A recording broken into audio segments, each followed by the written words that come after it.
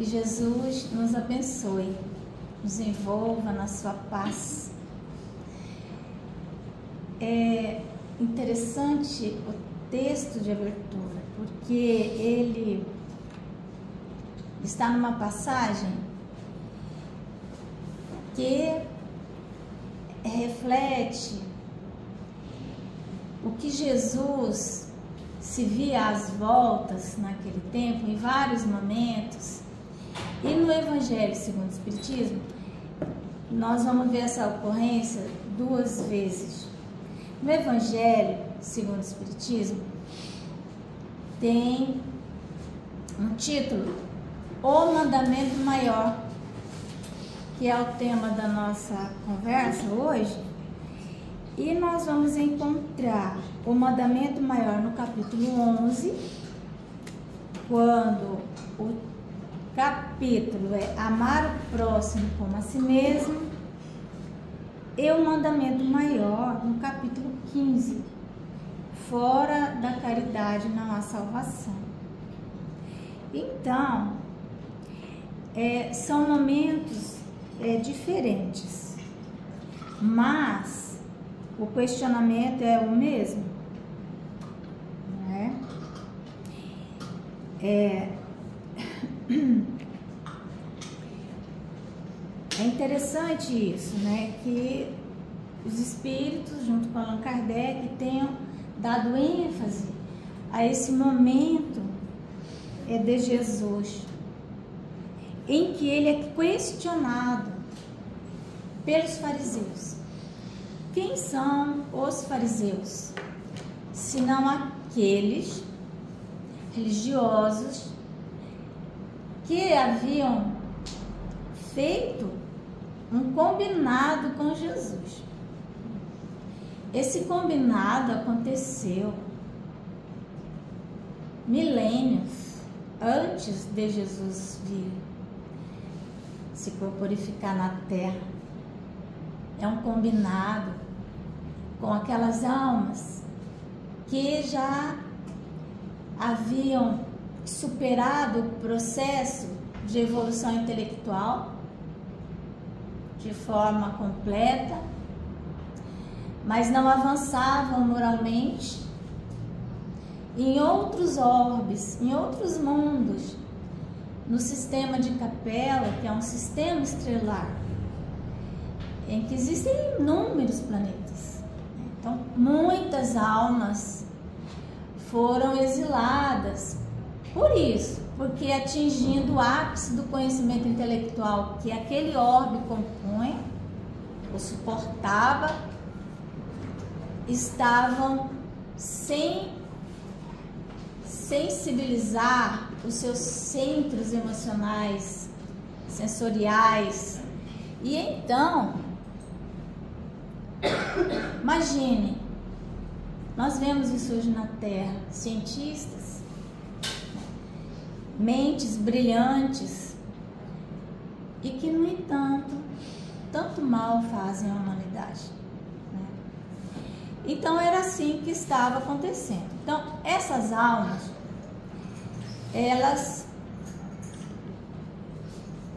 não imaginavam que havia realmente um poder maior, e elas foram, então, degredadas daqueles orbes e vieram.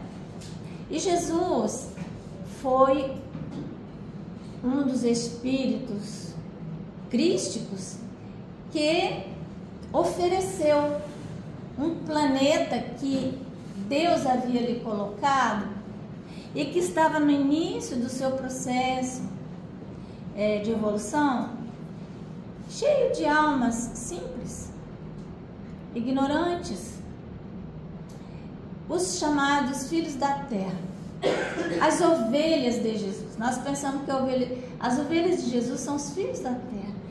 Então Jesus falou assim: olha, o Pai me confiou essas ovelhas, e vocês têm tanto conhecimento intelectual, eu coloco à disposição esse planeta para que vocês possam evoluir no campo moral, religioso e, ao mesmo tempo, colaborar para o progresso dessas almas simples, ignorantes, selvagens, semi-selvagens. Então, esses degredados, eles chegaram às cercanias da terra e eles estavam desesperados. Imagine, eles estavam em dimensões próximas à crosta, porém não na crosta. Precisavam ajustar o corpo espiritual para poder diminuir o seu padrão, porque imagina, em que pese eles não terem evolução moral, a forma deles estava bastante evoluída, bela, harmônica, e eles iriam encarnar em corpos de selvagens, né?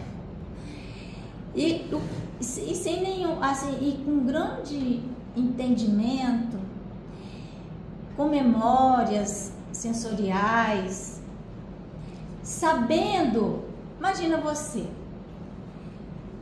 tu sabe fazer um bolo, né? Aí você tem uma receita, tal. Você sabe que fica muito bom comer um bolo com açúcar e tal. Enfim. Mas aí de repente você está num local onde você não tem farinha, você não tem ovo, você não tem você tem panela. O que adianta você saber isso? Então, dando um exemplo, só imagine. Tu sabe que se você tivesse uma roda, era mais fácil de você caminhar uma roda de borracha, mas você não tem nada, você tem pedra. Então, imagina o desespero deles, né? E Jesus diz assim, olha, mas vocês com esse conhecimento intelectual, vocês vão apressar a evolução dessas almas simples. E eles, mas Senhor, nós vamos falhar, nós vamos fracassar. E Jesus então fala assim, olha, eu irei pessoalmente para vos lembrar de Deus, trazer a lei de amor, porque eles estavam sendo expulsos por isso, porque justamente não conseguiram, o centro emocional deles era cristalizado. Mas lógico que eles estavam em vários graus diferenciados. Então o combinado com Jesus foi esse. E que então Jesus falou assim, olha, fico imaginando a conversa, né? Que talvez nós venhamos a ter, né? Imaginar a conversa, nossa, pode ficar tranquilo, porque quando você está com medo, você faz qualquer negócio, né? Prometeram tudo. Tudo. Vamos dizer assim, prometemos tudo. Chico Xavier diz que aquele que compreende a essência da reencarnação e da lei de evolução universal, esse não é originário da Terra. Desculpa falar isso para vocês.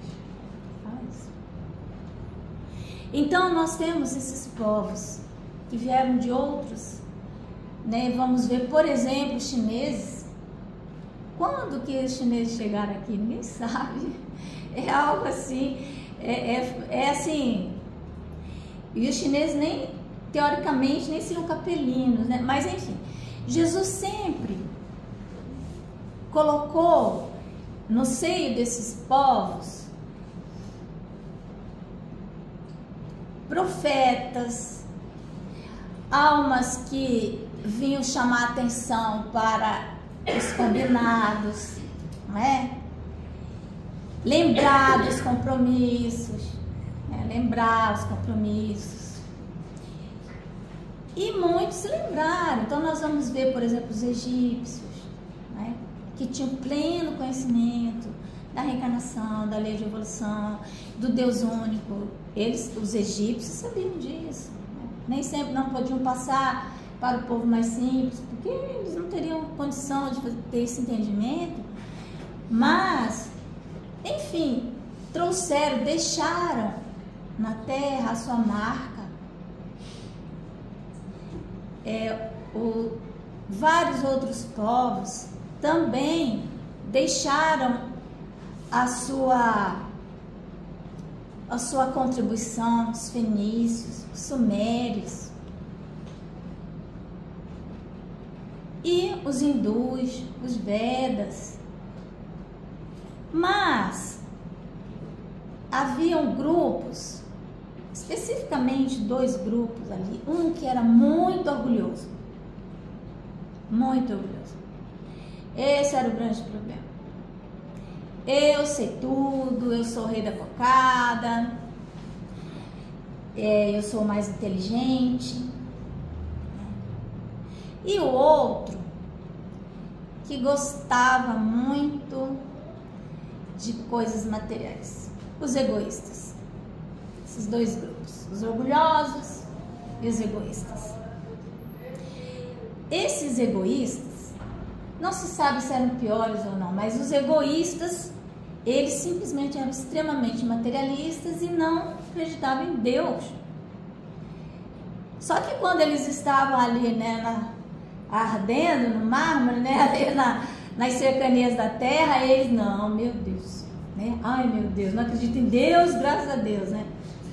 Mas eles eram, o materialismo, vamos dizer assim, era a marca deles. E o outro, o orgulho, poder, né? Então, o orgulho, ele está relacionado com o poder, o mando, o controle das mentes e das comunidades e das pessoas. E o egoísmo com o acúmulo de bens, né? Normalmente eles estão de mãos dadas, né? São coleguinhas. Então, esses orgulhosos, eles tinham grande conhecimento intelectual e eles então, a tarefa deles na terra era de fazer registros e trazer a ideia para o povo do Deus único. Então, esse era o trabalho deles. Os egoístas, a tarefa deles era multiplicar os bens da terra e aprender as religiões, qualquer que fosse, porque eles não tinham nenhum. Então, os orgulhosos, eles começaram bem. Então, nós vamos ver aí, né, os profetas, o povo judeu, o povo hebreu, tudo que eles passaram, não é? Nessas tribos, nessas aldeias, nesses locais, esses agrupamentos, nós vamos encontrar filhos da terra e os que são os líderes morais, intelectuais. Mas o que acabou acontecendo com os egoístas que estavam lá na margem do rio Indo? Os outros estavam aqui no Oriente Médio. Eles no começo chegaram meio assustadinhos, depois eles começaram a gostar da terra, das florestas, chegavam naquelas comunidades simples, ignorantes. O que eles faziam? Dominavam, tomavam tudo, saqueavam. Eles começaram a gostar, né? Voltaram a sentir o gosto do sangue. E eles foram se espalhando pela Europa. E muito provavelmente estão por aí ainda muitos deles, né? Os materialistas, em que pese extremamente inteligentes. Então, ao invés deles auxiliarem os povos simples, eles os escravizaram. Trouxeram progresso? Trouxeram, mas progresso novamente intelectual.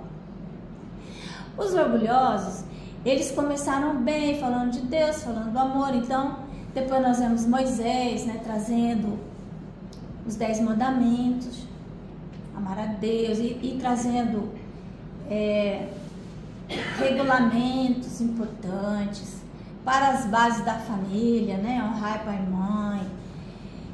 Infelizmente ainda coloca ali a mulher na posição do asno, né? Não cobiçareis, né, a mulher do próximo, nem sua serva, nem o seu servo, nem o seu asno, quer dizer, a mulher é uma coisa, né? Mas dentro das leis de Moisés, nós vamos encontrar um mandamento que ele diz assim, está no Levítico 19, capítulo 19, versículo 18.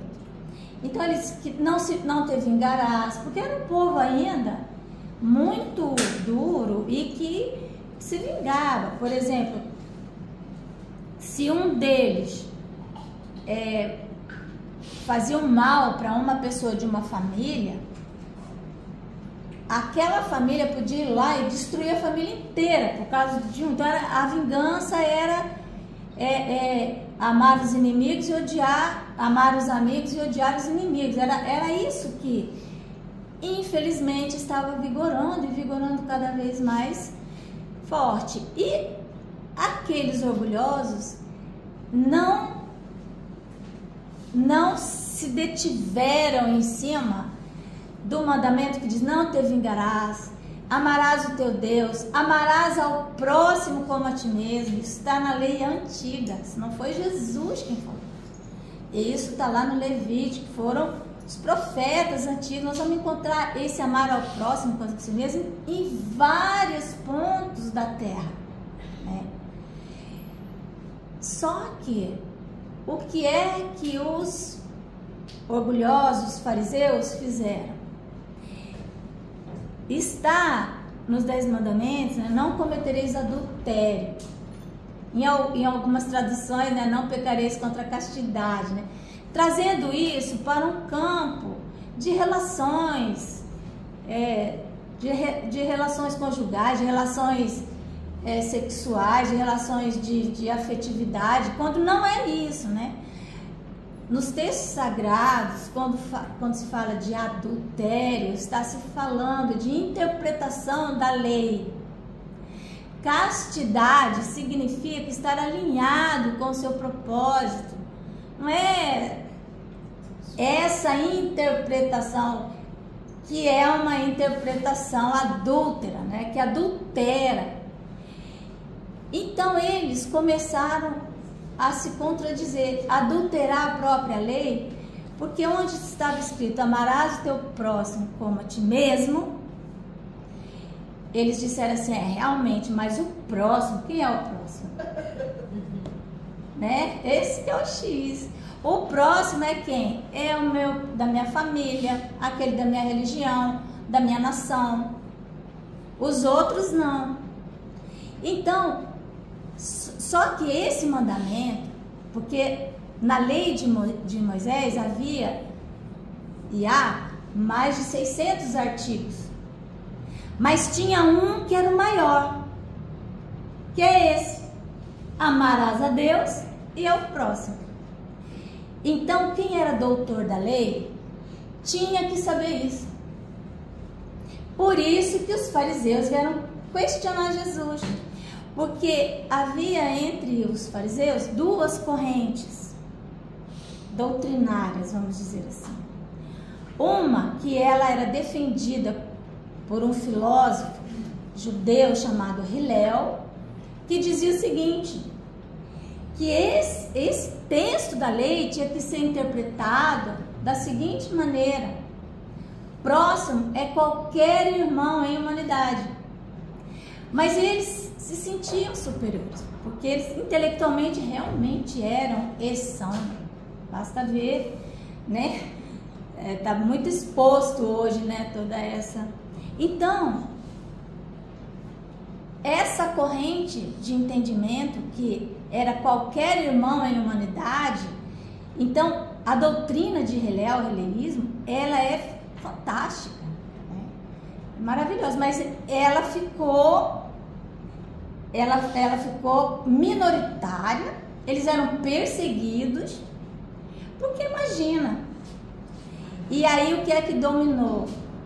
É esse entendimento de que O próximo era alguém da minha família, o outro era meu inimigo, da minha família, assim, ou religiosa, ou enfim.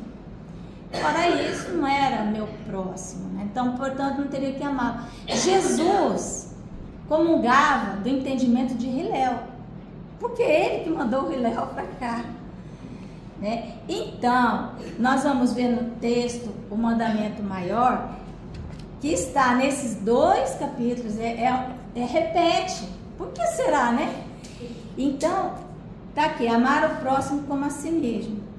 Os fariseus, os orgulhosos, tendo sabido que ele tapara a boca aos saduceus eram os egoístas, aqueles que não acreditavam em Deus, sabia? Os saduceus eram aqueles que vieram e que ainda estavam no mesmo patamar moral, né?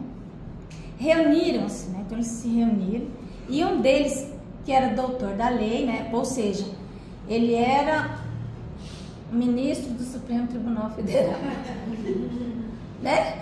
Era o ministro, aquele doutor da lei, aquele que sabe tudo, né? Então, para o tentar, propôs-lhe esta questão: mestre, qual o mandamento maior da lei? Porque eram 600. Se Jesus realmente entendesse, ele ia responder. Aí Jesus respondeu: amarás, Senhor teu Deus, de todo o teu coração, de toda a tua alma e de todo o teu espírito. Este é o maior e o primeiro mandamento. E aqui tendes o segundo, semelhante a esse: amarás o teu próximo como a ti mesmo. Toda a lei e os profetas se acham contidos nesses 2 mandamentos. Toda a lei e os profetas, está tudo ali. Esse é o maior mandamento. Então, Jesus respondeu certo.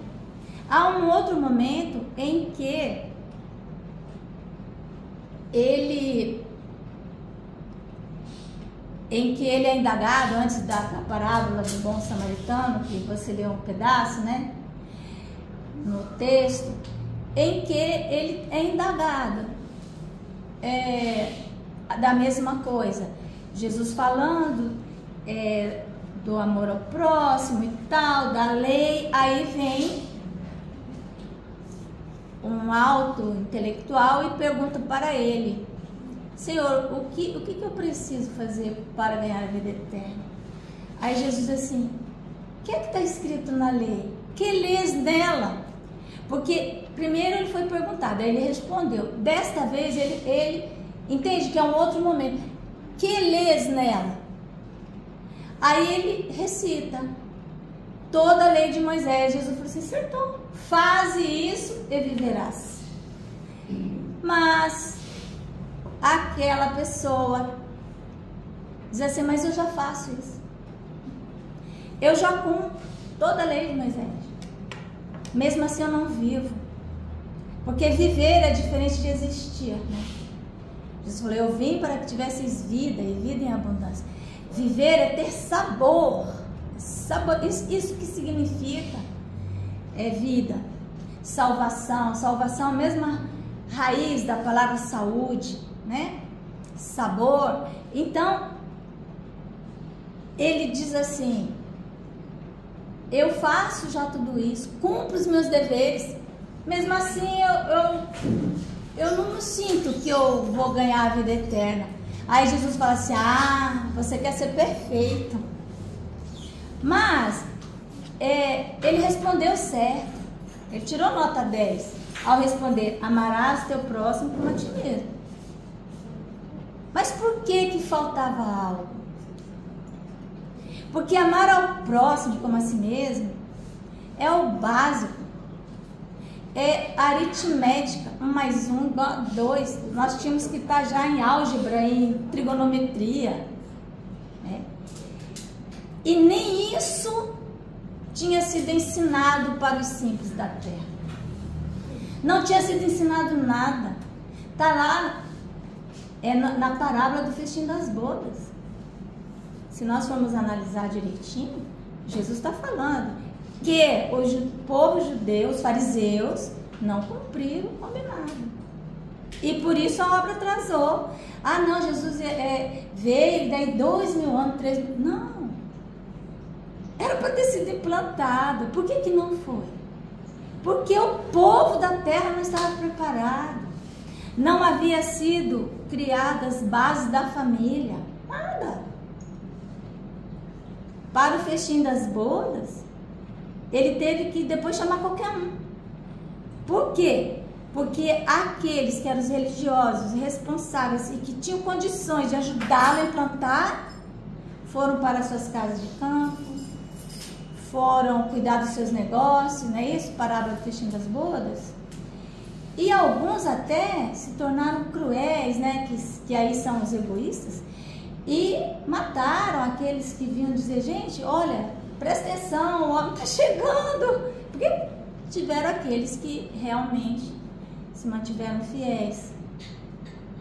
Então Jesus manda chamar, diz assim, que o Senhor, o que ia dar o festim das bodas, manda chamar qualquer um, quem tivesse por ali. Os gentios, não é isso que está lá? Os gentios eram quem? Os pagãos, povo simples, que não tinha ideia, eles não sabiam do Deus único, nada. E aí Jesus teve que se virar com eles. A verdade é essa. Aí nós falamos assim, não, Jesus chamou 12 apóstolos, simples, ignorantes, porque eles eram. Por quê?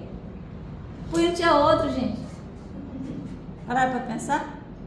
Não, porque estava programado que ia ser Pedro, ia ser Judas, que Judas ia trair, que não sei. Não é isso. Vamos sair da aritmética. Vamos subir um pouco o nosso entendimento. Ele teve que ver quem estava. Não é assim que os espíritos fazem. Eles chegam numa reunião. Eles procuram qual é o melhor médico. Vão procurando. Aí vão... esse, não dá. Assim, agora só tem esse, vai esse. Que é o que aconteceu conosco, né? Logo que chegamos aqui em Rondônia, só tinha nós, vai vocês. Não é isso? É o de boa vontade. De boa vontade, mas que não tem aquela habilidade, aquela capacitação que os outros tinham. O que acontece? A obra atrasa. Né? A obra atrasa. Então, e Jesus, então, quando ele... Acontece tudo com ele, né? Imagina que ele veio e ainda mataram ele ainda.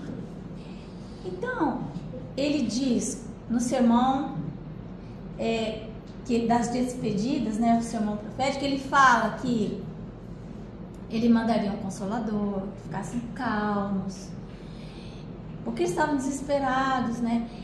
E que ele deixava um novo mandamento. Não é amar ao próximo como a si mesmo. Isso daí ainda é egoísmo, né? Porque você faz aquilo que você quer que faça para você, então você coloca como parâmetro. Jesus diz assim: amai-vos uns aos outros como eu vos amei, como eu vos amo, como eu vos tenho amado. É muito diferente. Tem que transcender, porque amar como eu quero ser amado, isso está na linha do dever, né? Do fazer ali. Mas como Jesus nos amou, é você amar até o sacrifício da própria vida, porque foi o que ele fez. E nós achamos que isso é só uma metáfora. Gente, não é. Ai, mas domingo, ai, mas não sei o que, né? Cansado. Gente, ar-condicionado, cadeira. Vamos lembrar? Lá nas catacumbas, o pessoal copiando os evangelhos ali à mão, hoje computador. Escondido, né? Tudo escondido, sendo perseguido. E aí? Então essa convocação, o mandamento maior lá atrás era aquele mesmo, mas hoje é transcender, é nós estarmos dispostos a seguir com Jesus até ao sacrifício. Sacro ofício, ofício sagrado, é aquilo que você faz com amor de ágape, aquele amor da mãe, não qualquer mãe, tem vários tipos de mãe, né? Não podemos romantizar, mas aquela que fica ali na cabeceira de um filho a noite inteira com febre, e no dia seguinte ela cheia de olheira, mas ela está feliz porque passou a febre, ela não está pensando, é o ofício sagrado, ela transcendeu ela mesma. Essa mãe, ela vai viver menos, é evidente, mas claro que vai viver menos, porque você está gastando ali fluido vital, não sei, despreocupação, não dorme. E tantas outras coisas, amor de ágape, né? Se tu faz uma festa de aniversário, a dona da casa, quem está fazendo aquela festa, seja o que for, é quem mais trabalha. Na hora da festa ela não consegue curtir nada, né? Ela está exausta, mas ela está feliz, porque está todo mundo ali, deu tudo certo, né? Tá acabada, né? Mas tá tudo certo. Então é o amor de ágape, essa coisa que transcende, que nos transcende. Então, enquanto nós ficarmos no amar ao próximo como a si mesmo, nós vamos ficar patinando, viu? Nós vamos ficar lá na lei antiga, na lei de justiça, pura e simplesmente. Então, basicamente era isso. Meu horário já foi. E, gente, lembrar, sacro ofício. Se alguém quiser tirar férias, entenda, nenhum, zero, está aqui de férias. Carteira de trabalho. É, né? E assim, não tem folga, nada. E muito, eu tenho uma irmã, né? Eu falava assim, esse daí veio de férias para terra. O que ele gostava era sábado e domingo, né? Mas não é assim. Nenhum de nós está de férias aqui. Mas se a gente não vai, eu digo assim, olha, falta um minuto, tá? Tô vendo. Se final de ano, Natal, é fácil achar alguém para vir pro centro espírita, palestra? Não acha. Principalmente em Rondônia, né? É todo mundo, não é? Não acha. Outra coisa também que você não acha, assim como é difícil encontrar trabalhador nessas datas, tá todo mundo de férias, a verdade é essa, nós também, é difícil trazer quem está lá no litoral para cá, né? Não é difícil. Lá eles, né? Eles adoram, assim, porque, imagina, para Rondônia, da Fortaleza, de Paraná, Ariquemes, como era difícil antigamente, né? E hoje ficou pior. Era mais fácil. Você é Matel Divaldo, quantas vezes? Raul. Nossa. Né, amiga? Agora hoje, não, eles estão aonde? Congresso Espírita Internacional em Paris. Eu chamo isso de turismo espiritual. Gostem ou não gostem, eu tenho idade para falar isso. Espiritual. Você fica 10 minutos no congresso e o resto passeando. Congresso Espírita em Gramado, né? Vai lá, maravilha. Só que depois... Então, é aquela coisa, vamos dizer, aquele jogo, né? Aquela justificativa que nós fazemos para nós. Não, fala que você foi lá tomar vinho, beleza. E foi no congresso. Não que você foi no congresso, não. Você foi lá passear e aí tinha um congresso. Ah, que legal, entendeu? É isso, gente.